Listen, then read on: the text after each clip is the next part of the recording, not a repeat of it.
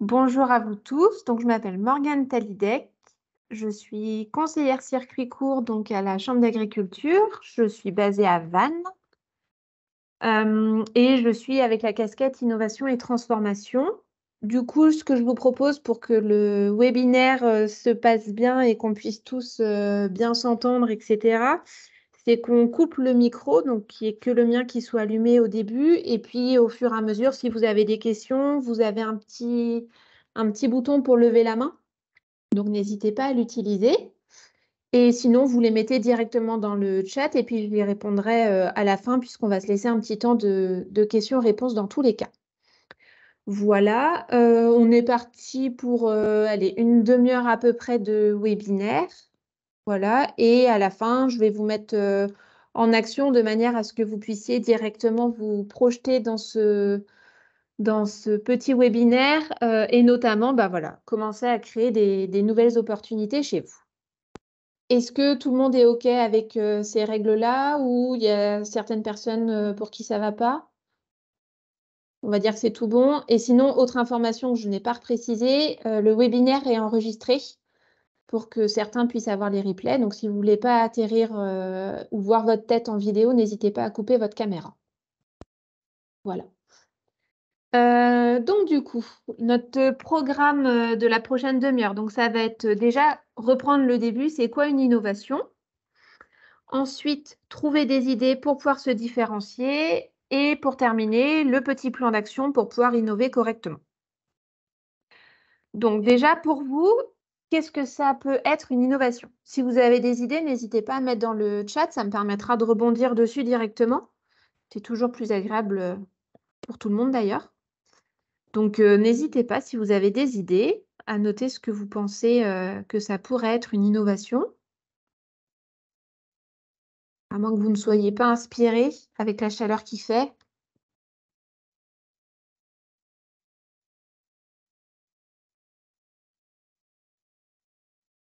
Alors, un produit ou un service qui n'existe pas encore, tout à fait. Donc pour Camille et Anne, quelque chose qui n'existe pas encore,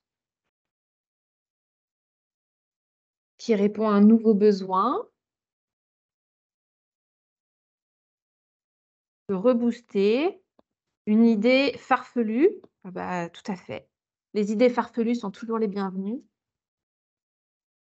Et donc, tout à fait. Donc, si on reprend la base, donc par le Larousse, une innovation, c'est un ensemble du processus qui va se dérouler d'une idée jusqu'à sa matérialisation. Donc, sa matérialisation, ça peut être un produit concret que vous pouvez retrouver dans un magasin, mais ça peut être un service que vous commercialisez. Et du coup, toutes les étapes qui sont entre, donc l'étude de marché, la création des premiers tests, donc des prototypes ou les premières étapes de production pour pouvoir construire cette innovation, font aussi partie d'une innovation. C'est important de le dire. Et donc, une idée qui devient un prototype, elle va servir à deux choses. Première chose, ça va être de répondre d'une nouvelle manière, on va dire, à un besoin qui est existant. Par exemple, vous allez à la plage, vous n'avez pas envie d'avoir de sable dans vos chaussures, ok? Qu'est-ce que je pourrais avoir comme nouvelle méthode pour ne pas avoir de sable dans mes chaussures? Ou un nouveau besoin qui aujourd'hui ne serait pas connu. Donc, comme par exemple, on a vu pendant le Covid où le nouveau besoin qui est ressorti, c'était de vouloir consommer local. Voilà. Et donc, si je continue, pourquoi est-ce que c'est important d'ajouter de la nouveauté dans votre offre, qu'elle soit actuelle ou qu'elle soit en création? À quoi ça va vous servir de vraiment pouvoir justement rajouter cette petite touche d'innovation? Pareil, si vous avez des idées, si vous êtes inspiré. Ne pas lasser le client, toujours susciter de l'intérêt, tout à fait. Fidéliser sa clientèle, attirer une nouvelle clientèle, exactement. Trouver de nouveaux clients, se démarquer de la concurrence, ça vous inspire plus déjà. Exactement. Donc en gros, moi je suis partie sur 5 points principaux et se faire plaisir. Ça, c'est l'indispensable. C'est la base. Donc en gros, le premier point, ça va être tout à fait de se différencier de la concurrence. de se différencier de la concurrence, qu'elle soit directe ou indirecte. On est bien d'accord. La différenciation, si on est sur un produit, elle peut se faire sur la recette, elle peut se faire sur le conditionnement. Si on est sur un service, par exemple, de l'accueil à la ferme, ça peut être tout ce qui va être autour. Qu'est-ce qui va être différenciant sur mon accueil à la ferme par rapport, à mon voisin qui va aussi faire de l'accueil à la ferme? Ensuite, ça va être de trouver de nouveaux clients ou de fidéliser tout à fait ses clients actuels. Parce que le fait de toujours avoir de la nouvelle proposition, finalement, on va le mettre dans une dynamique d'achat et le client, il va pas avoir la sensation de s'ennuyer. Et donc forcément, qui dit nouveau client dit opportunité de croissance, puisqu'on risque justement de décrocher des nouvelles parts de marché, d'avoir des nouveaux lieux de vente. Et donc du coup, forcément, ça va induire des nouveaux marchés. En nouveau marché, par exemple, ça pourrait être, vous décidez de vendre à la restauration collective alors qu'avant, vous ne le faisiez pas. En quoi est-ce que vous allez faire une innovation justement pour vendre à la restauration collective? Est-ce qu'au lieu de faire un emballage individuel, vous allez faire un emballage qui est plus en vrac, par exemple? Et donc, tout ça, c'est pour pouvoir valoriser votre travail. Donc tout ça, c'est la valeur ajoutée. La valeur ajoutée, ça peut être, le fait de retravailler un produit. Ça peut être de raconter une histoire qui est en face, d'ajouter du service. Par exemple, si vous vendez des légumes, la simple valeur ajoutée, ça peut être de proposer des recettes à vos consommateurs. Tout ça, c'est des petites touches d'innovation.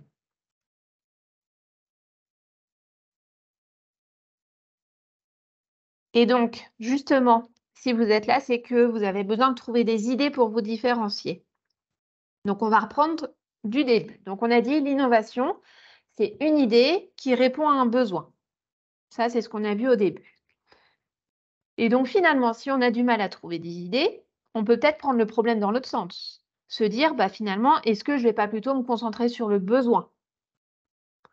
Donc, finalement, le plus simple, c'est au lieu de se dire comment est-ce que je vais trouver des idées, c'est comment est-ce que je peux identifier les besoins de mes consommateurs, de mes clients. Et en identifiant ces besoins-là, vous allez voir, vous allez réussir à trouver des solutions, des offres qui vont pouvoir répondre à ces questions, répondre à ces problématiques. Et c'est comme ça que vos idées créatives, elles vont apparaître. La première chose à faire pour identifier les besoins, ça va être de définir vos clients. D'accord? Votre client type, par exemple. Vous allez faire un petit portrait, c'est quoi son âge? C'est quoi ses habitudes de consommation? Est-ce qu'il est en famille? Est-ce qu'il habite seul? Est-ce qu'il est en couple? C'est quoi son budget? À quelle classe socio-professionnelle il appartient? D'accord? Et puis vous pouvez très bien faire comme une petite carte de visite, de dire: «Alors c'est Caroline, elle est maman, elle a 3 enfants qui sont âgés entre 3 et 12 ans, hem, elle a l'habitude de faire ses courses uniquement le samedi matin». Voilà. Et en fait, plus vous allez aller loin dans la définition de votre client, plus vous allez identifier correctement ses besoins. Et du coup, pour identifier ses besoins, il va falloir réussir à connaître ses attentes, ses envies, ses besoins, ses convictions. Si je reprends par exemple l'exemple de Caroline, ses attentes, elle, c'est de réussir, à faire manger des produits de qualité à ses enfants. Par contre, elle a pas du tout envie de passer 3 heures, le samedi matin à faire les magasins ou à faire ses courses parce qu'en fait, elle a pas le temps. Voilà, donc ses besoins, c'est d'avoir une solution qui lui permette de consommer local, des produits de qualité, mais de manière qui soit efficace. Donc peut-être que tout soit dans un seul magasin. Et ses convictions, c'est que, manger des produits locaux, c'est bon pour sa santé, c'est bon pour son porte-monnaie et c'est bon pour l'environnement, par exemple. Là, c'est des exemples que je vous donne, hein. Évidemment, après, vous pouvez aller sur plein d'autres choses. C'est déclinable à l'infini. Voilà. Et donc du coup, comme besoin, si vous n'avez pas d'idée, ça peut très bien être, des choses qui sont en lien avec votre production, ce qu'il aime pas, ce qu'il aimerait voir, le conditionnement qu'il aimerait, les portions. La durée de vie du produit. Est-ce que c'est quelqu'un, par exemple, qui est, à la retraite et qui va faire ses courses tous les 2 jours et donc finalement un produit qui se conserve 2-3 jours, c'est suffisant? Ou est-ce qu'au contraire, c'est quelqu'un qui va faire ses courses, toutes les semaines ou tous les 15 jours et donc du coup, il a pas le temps de pouvoir avoir des produits qui ont une date de péremption trop courte? Ensuite, comment est-ce qu'on conserve ces produits? C'est quoi le rythme d'achat, comme je disais? Le lieu d'achat. Est-ce qu'on est motivé, par exemple, pour faire le tour de 3, 4, 5 fermes? Ou est-ce qu'au contraire, on veut aller à un seul endroit? Si vous avez des questions, n'hésitez pas à les mettre au fur et à mesure dans le chat, hein. Et donc, en identifiant ces besoins, vous allez voir, vous allez commencer à définir un petit peu c'est quoi ses valeurs, ses attentes, c'est quoi ce qui est important pour lui. D'accord? Et à partir de ce moment-là, quand vous allez discuter avec lui, il ne faut surtout pas hésiter à faire des idées, des suggestions ou même lui demander à votre consommateur c'est quoi lui qu'il aimerait. D'accord? Parce que des fois, vos clients, ils peuvent aussi arriver avec la propre solution. Donc, je vois Anne qui met alors, quand on a plein de clients différents, et ben, en fait, quand vous avez plein de types de clients différents, et ben, vous faites plusieurs cartes de visite. D'accord? Et vous allez voir que peut-être vous allez avoir des besoins ou des valeurs qui vont se regrouper en fonction des types de clients. Par exemple, vous allez peut-être voir que le couple sans enfant va avoir des valeurs qui sont communes avec la mère de famille. Ou que le jeune qui est célibataire, il a des besoins qui sont communs avec, la personne qui est, toute seule à la retraite. D'accord? Et en fait, vous allez voir déjà des petites choses apparaître.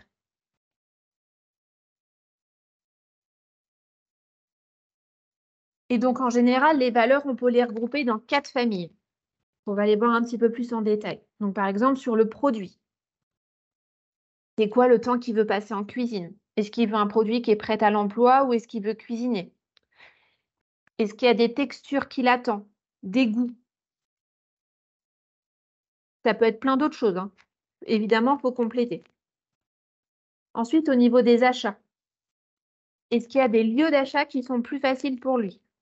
Est-ce qu'il y a une quantité d'offres? Par exemple, est-ce qu'il veut aller, dans un magasin où il va trouver un seul produit ou au contraire, il veut aller dans un magasin pour trouver toutes ses courses d'un coup? D'accord.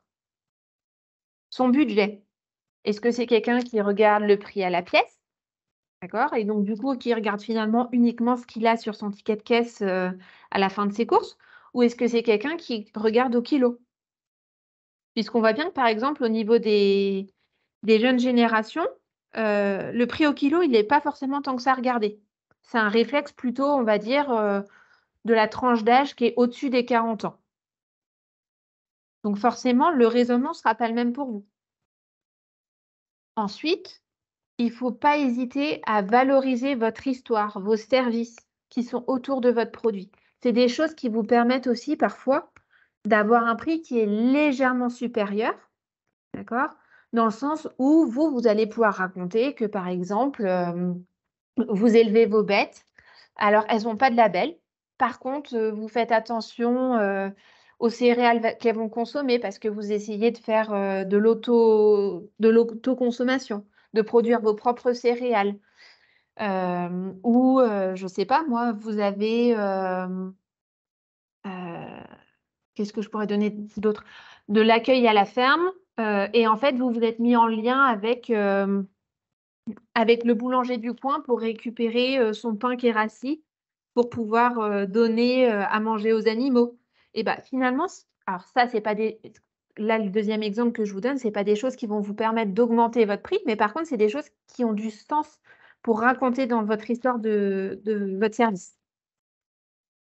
Et donc au niveau de l'éthique, on n'est pas forcément obligé d'avoir un label. Est-ce qu'on est en bio, en pas bio, en raisonné, en local, et cetera. L'essentiel, c'est que vous puissiez raconter comment est-ce que vous produisez, comment vous transformez, c'est quoi les valeurs qui sont autour. Parce qu'aujourd'hui, c'est des choses qui sont très importantes pour les consommateurs. Et évidemment, je rebondis sur ce que disait Anne tout à l'heure, le côté se faire plaisir, il est indispensable.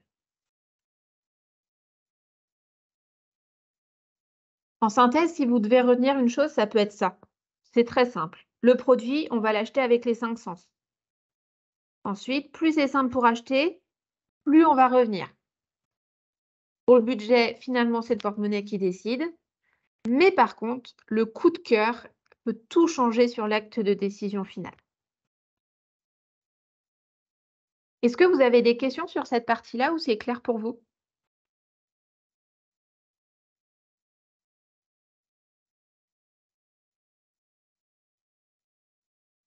On va dire ah, c'est clair. Bon, bah, très bien. Et puis, si vous avez d'autres questions qui viennent au fur et à mesure, n'hésitez pas. Et donc, du coup, une fois que vous avez donc identifié les besoins, donc déjà là, vous allez commencer à avoir des petites idées qui vont germer. D'accord? Et ben, il va falloir vous définir un objectif. OK? Pour vous définir un objectif, c'est à quel besoin je veux répondre en premier. C'est quoi l'objectif le plus important? Pour définir un objectif, c'est important qu'il soit très clair, c'est-à-dire que ce soit une phrase. Plus vous allez faire une phrase qui est claire, plus ça sera simple pour vous de réussir à trouver des idées pour répondre à ce besoin. Par exemple, en besoin, vous identifiez qu'il est important de venir faire les courses chez vous sur vos horaires d'ouverture. OK? Parce que c'est trop loin et donc du coup, vous avez qu'une clientèle qui est un peu restreinte. Et ben, votre objectif, ça peut être, je veux essayer d'identifier des nouveaux moyens de commercialisation pour pouvoir augmenter ma clientèle. D'accord? La phrase, elle est simple, elle est compréhensible et elle est efficace. Et donc, pour pouvoir répondre à cet objectif-là, il va falloir que vous définissiez toutes les étapes au fur et à mesure. Moi, ce que j'aime bien prendre comme exemple, c'est l'escalier. En gros, tout en haut de l'escalier, vous avez votre objectif. Et chacune des marches de votre escalier, ça va être vos étapes. Et comme dans un escalier, plus les marches elles sont hautes, plus c'est difficile d'arriver à son objectif parce qu'au bout d'un moment, on s'épuise. Donc, ce qu'il faut faire, c'est des fois mettre des objectifs qui sont un petit peu plus simples en intermédiaire ou des étapes un petit peu plus simples pour justement ne pas perdre en motivation.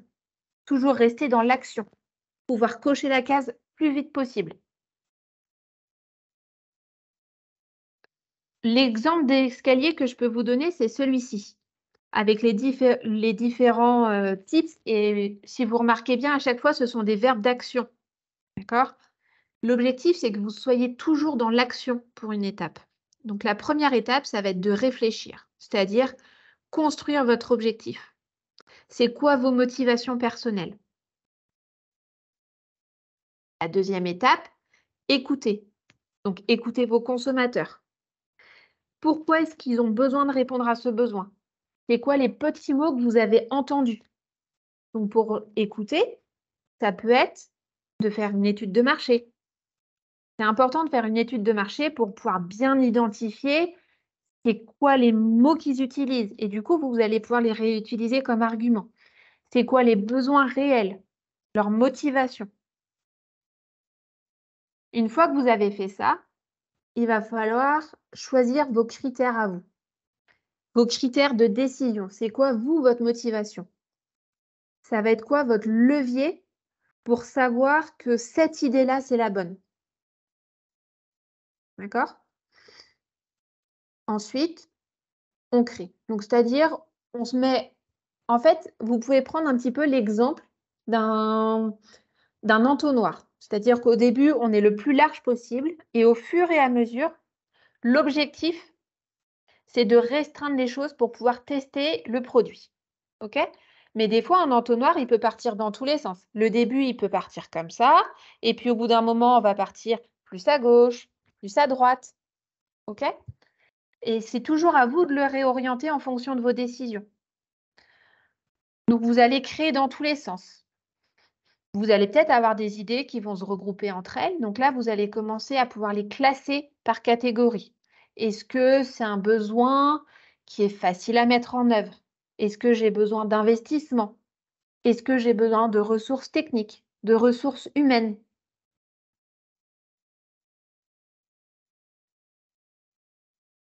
Et par rapport à tout ça, donc vous avez vos critères, vous avez les besoins, vous avez des idées de solutions. Et une fois que vous avez tout ça, vous essayez de rédiger. Alors, ce que j'aime bien dans cette étape-là, rédiger, c'est en gros, vous prenez un élément de chacun, donc de vos critères, de vos idées et des besoins, et vous faites des phrases concept.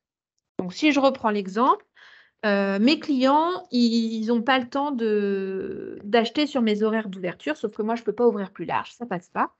Donc, du coup, première idée concept, ça pourrait être pour réussir à trouver des nouveaux clients, j'ai l'idée d'installer un distributeur automatique qui me permet de faire du ravitaillement de manière régulière. Ou ça peut être pour réussir à trouver de nouveaux clients, j'ai l'idée de faire des précommandes qui sont livrées dans un point relais. Voilà. Et en fait, plus vous allez rédiger des phrases concept comme ça, derrière, vous allez pouvoir les évaluer. Et évidemment, les idées farfelues, elles arrivent par là, hein, et on ne se fait pas de l'autocensure. On crée, on dit des choses même qui ne sont pas cohérentes, qui ne sont pas possibles, qui ne sont pas réalisables, on s'en fiche. L'idée, c'est de fournir au maximum. Là, c'est la quantité qui nous intéresse. Parce que la qualité, on va la faire ici, dans l'évaluation.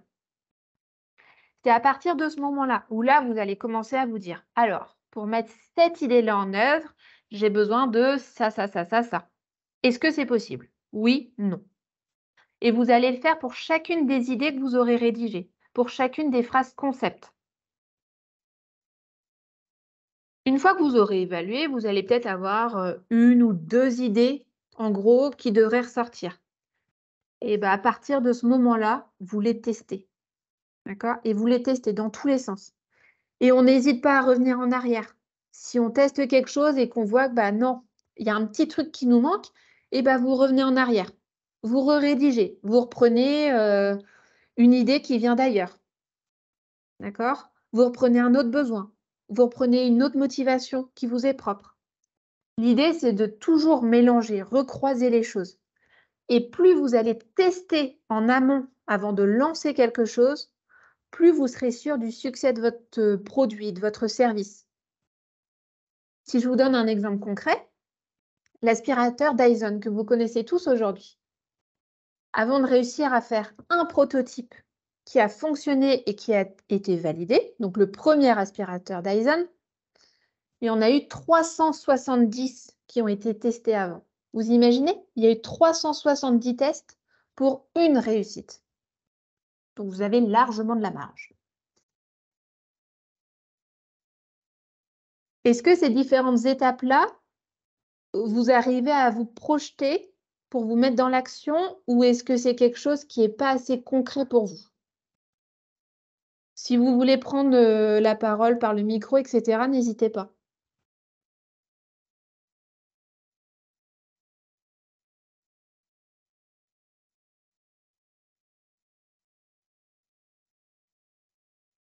Alors, on a Anne qui nous dit que c'est facile de tester quelque chose qui ne présente pas de besoin d'investissement, mais pour d'autres, c'est plus compliqué. Exemple, les distributeurs automatiques. Tout à fait. Après, ça peut être de se dire, vous allez voir quelqu'un qui a déjà installé des distributeurs automatiques et du coup, vous rebondissez pour identifier ça a été quoi ses freins, ça a été quoi ses réussites, ses échecs.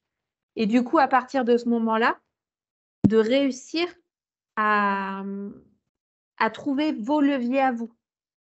Ou par exemple, si c'est un distributeur automatique, sur un lieu que vous voudriez tester, ça peut être aussi de se dire, bah, il y a un jour où évidemment, vous le faites, si c'est au bord de la route, vous le faites avec l'accord de la commune, mais vous demandez si vous pouvez vous installer tel jour à telle heure et vendre des produits et voir s'il y a du monde qui s'arrête.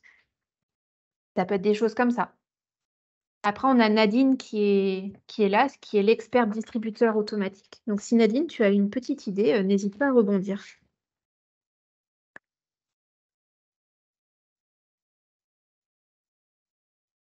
Non, je crois que Nadine, elle n'a pas d'idée. Et se confronter à la vie des personnes ressources. Tout à fait, Nadine. Tu es la ressource. Ça rejoint ce que tu dis, c'est de rencontrer voilà, d'autres personnes. Quand on n'a pas les moyens, ben, on va voir ceux qui les ont mis en œuvre. Tout à fait.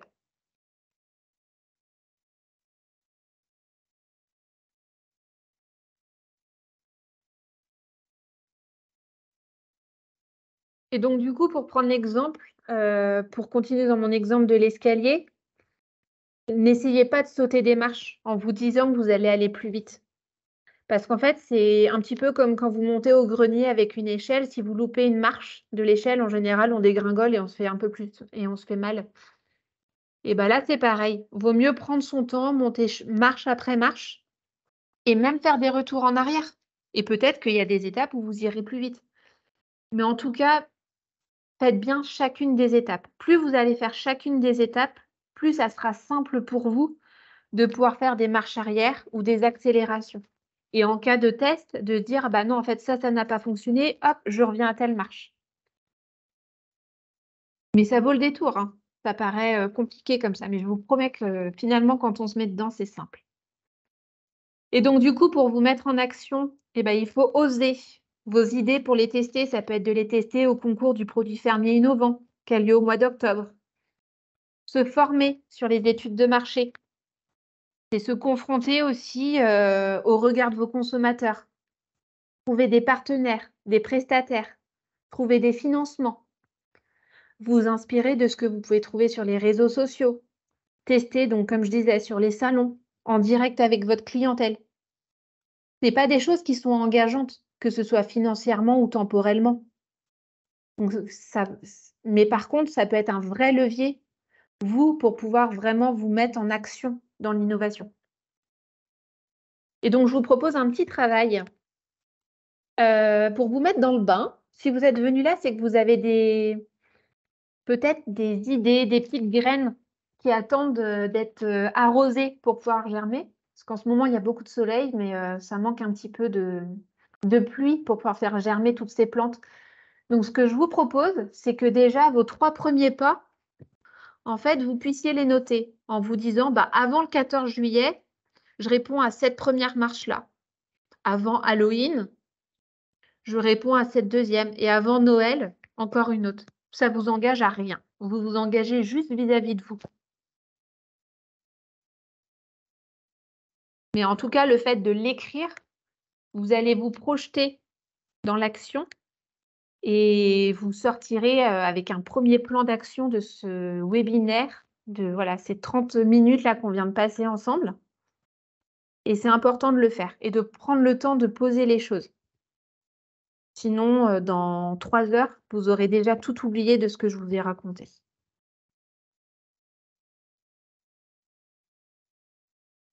Est-ce que vous êtes inspiré pour écrire vos 3 premiers petits pas? Et puis si vous avez des questions, ça peut être l'occasion de commencer à en profiter. N'hésitez pas à rallumer vos micros, vos caméras si vous le souhaitez. Je réponds à vos interrogations avec plaisir.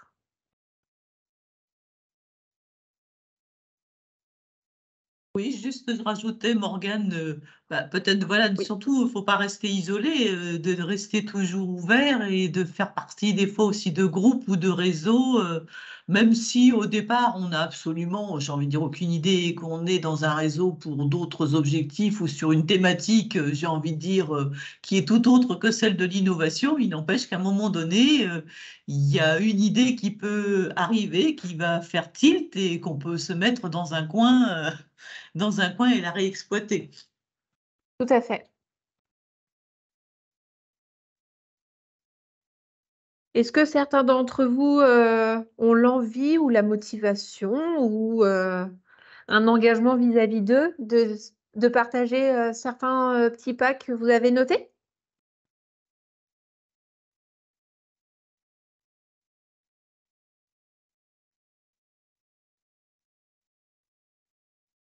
Ce qu'on pourrait dire, Morgane, c'est que peut-être au niveau de la Chambre d'agriculture, on peut proposer au moins un rendez-vous quand quelqu'un voilà, a une idée, qui vienne la confronter et puis après à voir effectivement comment les choses peuvent évoluer, qu'est-ce qui peut être mis en place.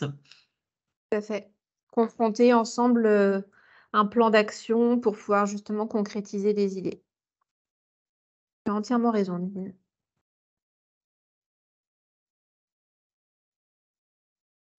Bon, bah, si vous avez pas d'autres questions, pas d'autres remarques, on va s'arrêter là, hein.